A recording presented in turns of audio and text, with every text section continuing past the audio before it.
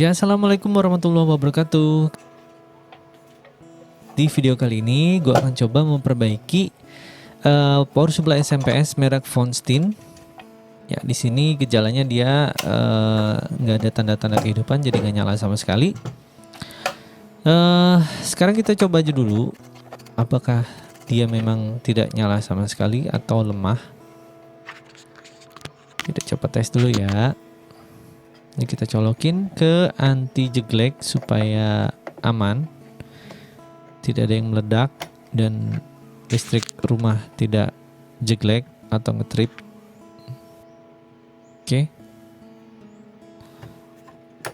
Oke, iya benar, tidak ada tanda-tanda nyala ya. Kita coba lihat dulu voltasenya, make sure apakah memang benar-benar tidak ada tanda-tanda kehidupan. Kita cek dulu listrik inputnya 212 volt AC. Sekarang tegangan outputnya, apakah ada tegangan outputnya ya? Harusnya terbaca 12 volt, minimal 12 volt.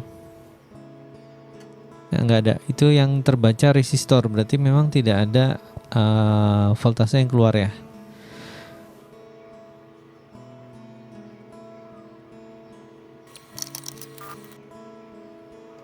Oke, kita lanjut bongkar.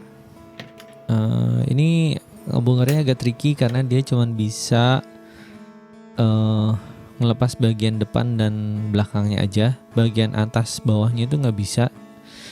Jadi harus di sliding atau digeser ya. Digeser ke depan atau ke belakang. Tapi ini digesernya harus ke depan karena dia ada kabel kan. Nah, ada kabel itu, kabel fan.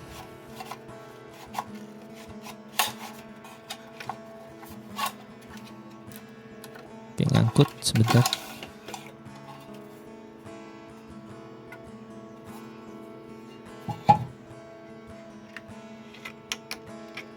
Ya, kalau secara fisik ini kapasitor sekunder dan kapasitor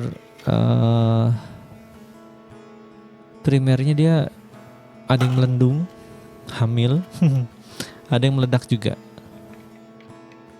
Nah, ini meledak satu kapasitor sekunder ya, bagian output sampai lepas begini. Yang lainnya kelihatan masih aman, tapi nanti kita cek dulu ya. Yang bagian primer, nah ini dia udah hamil seperti ini. Itu udah bisa dipastikan dia sudah kering ya, rusak. Oke, langsung kita coba cek aja ya satu-satu.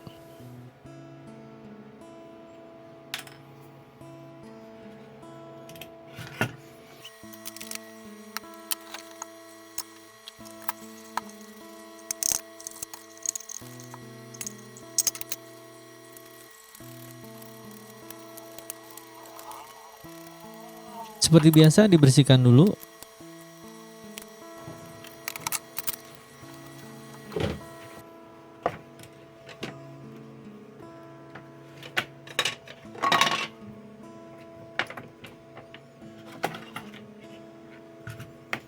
Oke, kita coba lepas kapasitor bipolar bagian primernya dulu ya. Yang gampang, yang gede. Udah copot satu nih kakinya. Nah, masih nempel kaki satunya kan.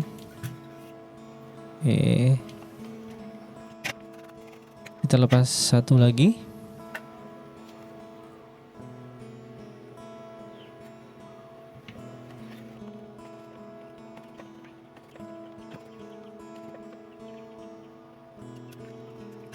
Kita lepas bagian sekundernya.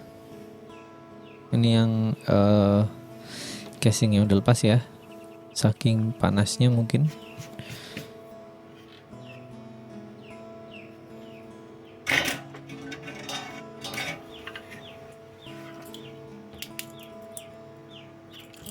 Oke, ini coba lihat, kita lihat Ini bagian sekunder biasanya dia dioda Schottky. Yang bagian sini bagian primer dia transistor MOSFET. Nah, kita lihat CM berapa itu? 13N50 ya. CM 13N50. Yang bagian sekunder itu dioda Schottky 30S100F. Oke, tadi transistornya 15N50 berarti 15 ampere 500 volt. Yang dioda Schottky itu 30S 100F itu maksudnya 30 ampere 100 volt. Oke, sekarang kita coba cek ini dioda apa namanya? Kapasitor MKM jenisnya yang tertulis 0,1 mikrofarad atau 100 nanofarad 100N. Oke, harusnya terbaca 100N. Kita lihat hasilnya. Yang terbaca cuma 13,9N. Jauh banget ya, dari 100 menuju ke 13N jauh banget. Itu harus diganti.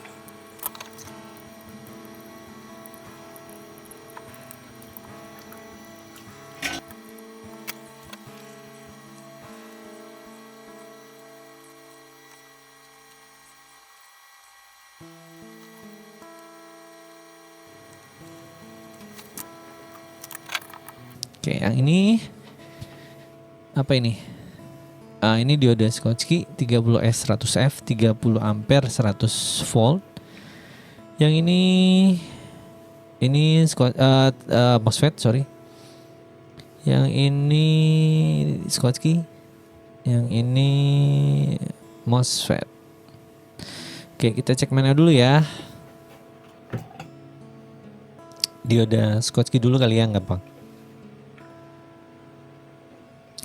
Kaki tengah dengan probe hitam, maka ada nilai di kaki yang lain. Kita tuker probe-nya, maka harusnya tidak ada nilai di kaki yang lain. Oke, good, masih bagus. Next, selanjutnya. Probe hitam di kaki tengah, probe merah di kaki lainnya harusnya ada nilai. Oke, good. Satu lagi. Good, kita tuker probe-nya. Probe hitam di kaki tengah, probe merah di kaki lainnya. Harusnya tidak ada nilai. Oke, good. Dioda Schottky masih bagus. Lanjut kita cek MOSFET. Probe merah di tengah, probe hitam di kanan, tidak dinilai. Nah, kaki kiri gate di-trigger dengan probe merah, maka nilainya akan muncul. Oke, ketika di-trigger probe hitam maka nilainya tidak ada. Oke, good. Kita tuker coba. Harusnya ada nilainya. Sip. Kalau di-trigger dengan positif maka dia nilainya makin kecil. Good. Oke, MOSFET-nya masih bagus. Kita coba MOSFET selanjutnya. Sama seperti tadi caranya. Probe yang mana dulu ya probe-nya ya? Sebentar, ini ngegulung tadi. Probe hitam di tengah, probe merah di kanan, ada nilainya. Kalau kaki kiri di-trigger probe merah, maka nilainya makin kecil. MOSFET dan dioda Schottky masih bagus. Kita lanjut cek bagian lainnya. Di sini ada dioda bridge dan fuse. Kita coba cek dulu bagian itu ya. Oke, masih aman semuanya. Resistor masih aman. Ini bagian transistor. Transistor dan dioda SMD ya, yang kecil itu, komponen yang kecil-kecil masih aman semua. Oke, sekarang gue akan pasang balik karena komponen yang lain masih bagus semua ya. Dan kemungkinan yang rusak hanya kapasitornya aja, kapasitor sekunder, kapasitor primer yang rusak. Kita pasang balik yang masih benar ya. Ya, ini yang rusak-rusak kita pisahin dulu.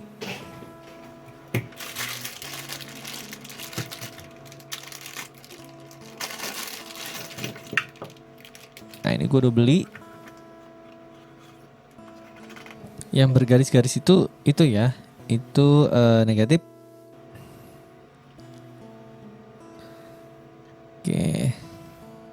Dioda ini juga akan gue ganti. Sorry bukan dioda, tadi kapasitor. Sorry. Kapasitornya juga yang kecil tadi akan gue ganti walaupun belum gue cek. Oke, kita pasang dulu yang gede-gede, yang gampang. Lalu pasang kapasitor MKM-nya.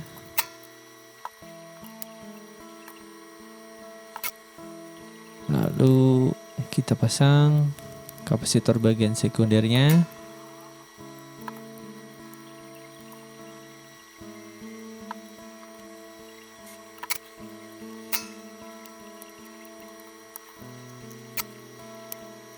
Kita lepasin bagian kapasitor yang lama, yang kecil. Kita langsung ganti dengan kapasitor yang baru. Oke, kalau sudah kita potongin kakinya. Oke, lanjut kita pasang balik MOSFET dan dioda bawaannya yang masih benar.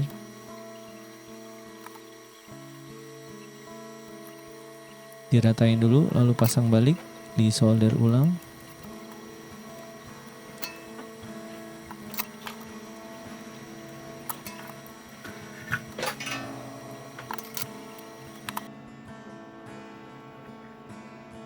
Oke, dan sekarang kita coba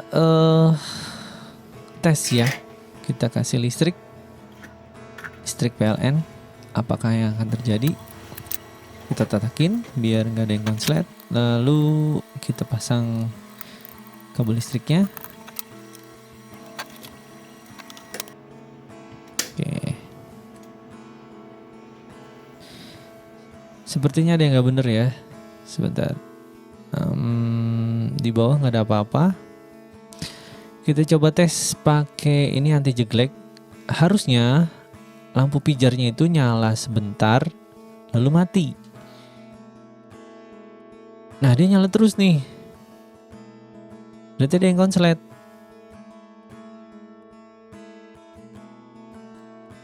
Nah, dia jeglek kan? Harusnya ngejeglek. Nih, problemnya dia nyala terus lampu pijarnya. Berarti ada problem di sini. Kemungkinan kapasitornya kemungkinan palsu ya. Jadi begitu. Oke. Hari ini kemungkinan gue dapat kapasitor palsu. Nah, ini gue beli lagi kapasitor, tapi bentuknya lebih gede, lebih panjang, lebih tinggi. 150 mikro 450 volt. Speknya sama dengan yang aslinya, cuman dia bentuknya lebih ramping dan tinggi. Yang jadi masalah nggak masuk. Nah, karena space-nya masih banyak, mungkin posisinya tiduran aja kali ya. Seperti video yang sebelumnya. Ada video sebelum ini gue juga sama benerin Fonstein juga. Dan problemnya sama, kapasitornya lebih gede. Jadi akhirnya tiduran masangnya. Kita coba aja ya. Oke, ini kapasitornya sepertinya palsu, Rubicon palsu. Oke, kita coba pasang ya. Dengan seperti ini. Dia sebenarnya paralel aja, makanya gue gampang nih. Tinggal diparalel aja seperti ini. Kaki yang sama dijadikan satu. Lalu sudah seperti ini tinggal di panjangin aja dengan kabel tunggal. Bekas kabel listrik. Bebas, kabel listrik bekas apa. Bekas ground, netral atau line, bebas. Yang penting bisa menghantarkan listrik. Sudah terpasang seperti ini tiduran. Untungnya masih ada space banyak ya, jadi bisa ditidurin seperti itu. Kayak kita potong sisa kabelnya. Kita potong sisa kabelnya. Lalu kita coba tes lagi dengan listrik. Harusnya tadi konsepnya lampu pijarnya itu nyala sebentar lalu mati lagi. Nyala lalu mati lagi. Nyala sebentar kemudian mati. Begitu.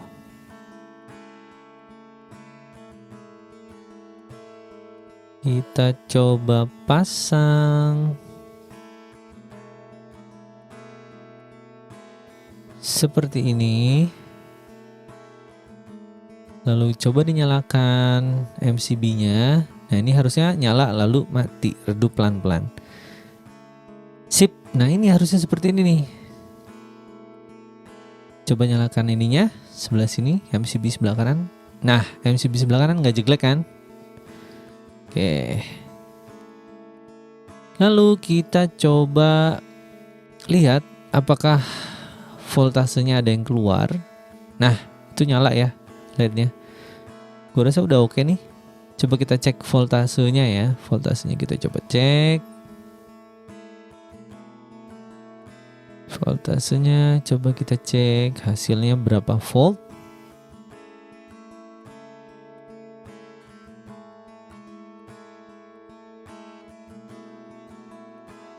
Ya, 12,16. Sip. Oke, udah jadi. Nggak ada masalah apapun. Nanti tinggal tes beban. Oke, terima kasih udah nonton. Jangan lupa like, share, komen, dan subscribe ya. Thank you.